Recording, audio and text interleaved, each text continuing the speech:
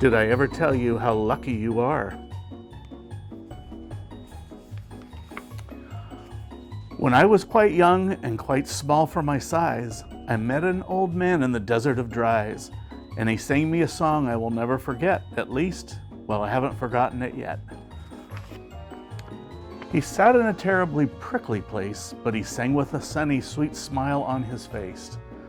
When you think things are bad, when you feel sour and blue, when you start to get mad, you should do what I do.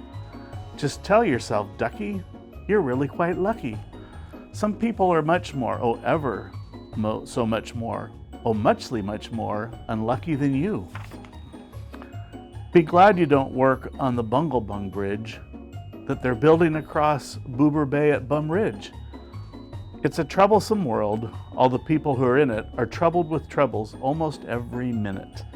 You ought to be thankful, a whole heaping lot, for the places and people you're lucky you're not. Just suppose, for example, you lived in Gezeit and you got caught in that traffic on Zeit Highway 8. Or suppose, just for instance, you lived in Gezeer with your bedroom up here and your bathroom up there. Suppose, just suppose, you were poor Herbie Hart, who has taken his throne deambulator apart. He never will get it together, I'm sure. He never will know if the gick or the goor fits in the screz or the snus or the snore. Yes, ducky, you're lucky you're not Herbie Hart, who has taken his throne deambulator apart.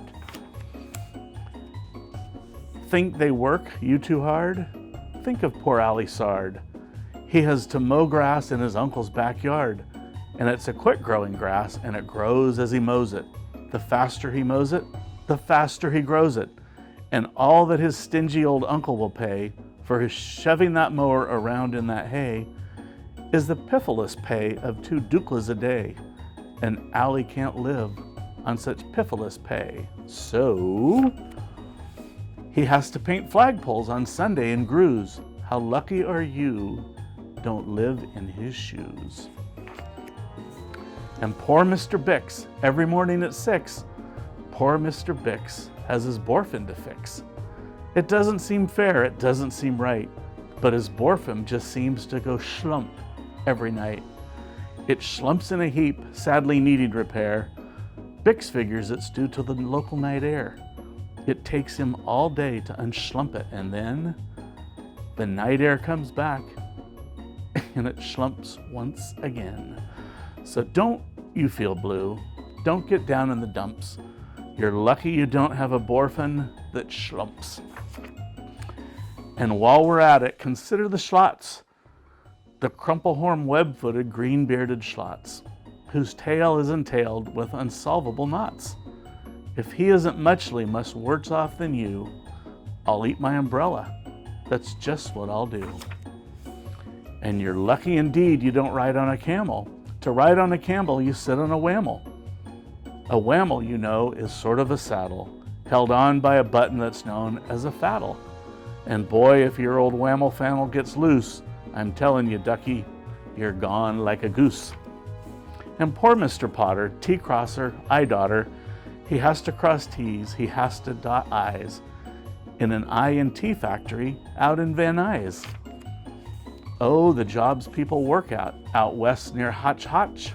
There's a Hotch Hotcher bee watcher. His job is to watch, is to keep both his eyes on the lazy town bee. A bee that is watched will work harder, you see. Well, he watched and he watched, but in spite of his watch, that bee didn't work any harder, not much. So then somebody said, our old bee watching man just isn't bee watching as hard as he can. He ought to be watched by another Hotch Hotcher. The thing that we need is a bee watcher. Well, the bee watcher watched the bee watcher. He didn't watch well, so another Hotch Hotcher had to come in as a watcher. And today all the Hotchers who live in Hotch Hotch are watching on watching the watcher who's watching the bee. You're not a Hotch watcher. You're lucky, you see. And how fortunate you're not Professor Debris, who has spent the past 32 years, if you please, trying to teach Irish ducks how to read Javanese. And think of the poor puffing Pooglehorn players who have to parade down the Pooglehorn stairs every morning to wake up the Prince of Pooboken. It's awful how often their poogles get broken. And oh, just suppose you were poor Harry Hatto. Try as he will, he can't make any shadow. He thinks that perhaps something's wrong with his giz, and I think that, by golly, there probably is. And the Brothers Bazoo, the poor Brothers Bazoo, suppose your hair grew like theirs happened to do. You think you're unlucky? I'm telling you, ducky, some people are muchly, oh, ever so muchly, much more unlucky than you. And suppose that you lived in that forest in France, where the average young person just hasn't a chance to escape from the perilous pants-eating plants.